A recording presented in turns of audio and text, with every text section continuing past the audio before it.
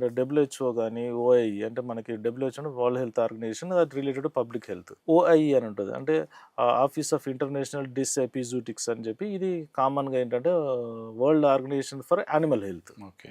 వీళ్ళు ఏంటంటే ఒక 10 డే ప్రోటోకాల్ అని చెప్పి ఒకటి ఉంటుంది అంటే 10 డే అబ్జర్వేషన్ పీరియడ్ అని ఒకటి ఉంటుంది.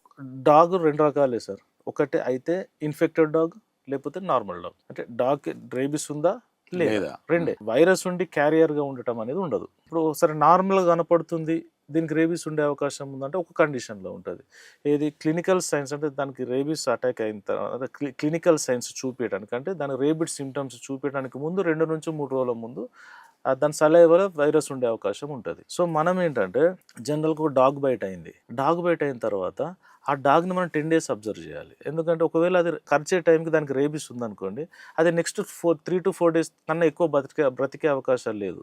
ఎందుకంటే అది ప్రోగ్రెసివ్ ఉంటుంది. అంటే దాని సలైవాలో వైరస్ షెడ్ అవుతుంది అంటే అది క్లినికల్ సైన్స్ 2 to 3 డేస్లో చూపించేస్తుంది.